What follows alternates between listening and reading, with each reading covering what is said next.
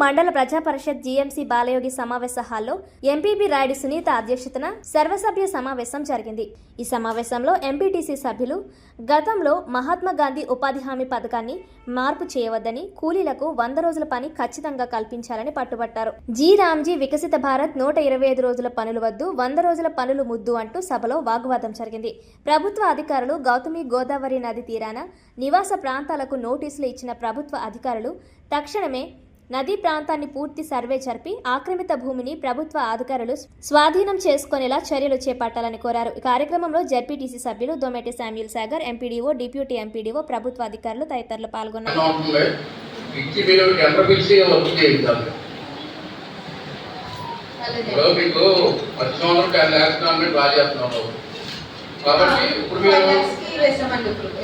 అవును 5 లక్షలు అయితే ఒకసారి ఎస్టిమేట్ లో పెట్టి ఎన్ని ఇంజిన్లు పెడతారో ఏదో అన్ని కూడా మాకు ఎన్ని గంటలు తిరుగుతాయో ఏదో ఒకసారి ఎస్టిమేట్ గారికి సోదరులు ఎంపీటీసీలందరికీ, సర్పంచ్లకు, వివిధ శాఖల అధికారులకు, పత్రిక మార్చినందరికీ కూడా నా హృదయపూర్వక నూతన సంవత్సర శుభాకాంక్షలు తెలియజేస్తున్నాను. మరి ఎంతో చక్కగా మనం పనిచేయడం, పలు సమస్యల్ని ఇక్కడ ఈ వేదిక మీద మనం చర్చించడం, అనేక పరిష్కారాలు ప్రజలకు చూపించడం జరిగింది. ఇంక ఈ సంవత్సరం మనం చివరి పాదంలో ప్రవేశించాం. సో ఇంకా మరిన్ని ప్రజాహిత కార్యక్రమాలు ఈ కాలంలో చేయాలి. రాబోయే రోజుల్లో మీరు అందరూ కూడా మంచి పదవులను అధిరోహించాలని కూడా కోరుతూ నాకు ఈ అవకాశం ఇచ్చిన సభాధ్యక్షుడికి మరొకసారి నా హృదయపూర్వక ఇది 100 రోజుల నుంచి 115 రోజులకి వెళ్ళింది అంటున్నారు కదా, అది కేంద్రం ఆమోదించింది. రాష్ట్రాల నుంచి ఆమోదయోగ్యంగా లేదు, ఎవరు కూడా పంపించినట్టు కూడా లేదు. 10 రోజులు పెట్టారు, ఓకే.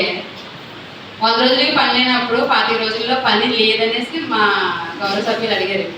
కరెక్టే, పని లేదు, రైతులకి కూలీలు దొరకట్లేదు. వెసులుబాటు ఏంటంటే రైతులకి కూలీలు లేదు కాబట్టి ఈ 25 రోజుల పనులు ఏదైతే ఉందో ఈ 25 రోజుల పనులు రైతులకి కనీసం కూలీ చేసుకునే రైతులకి ఈ 100 రోజుల పనులు వాళ్ళకి పంపించినట్టుగా చేయాలని నేను నా మనవి.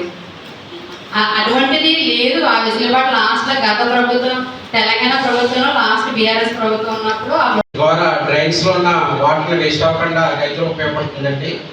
ఇదండి మా డిపార్ట్మెంట్ నుంచి మా దగ్గర ఉన్న లిస్టు ప్రకారంగా మేము ఇచ్చామండి. 150/100 సర్వే నంబర్లో ఆత్రేయ గోదావరి మీద కొందరికి ఇచ్చా నోటీస్, ఇంకేవలసి ఉన్నాయి అందరికి ఇస్తామండి. ఇప్పుడు ఇస్తే అందరికీ ఒకసారి ఇచ్చి మీరు సర్వే చేయించి మీరు నోటీసులు ఇవ్వాలి.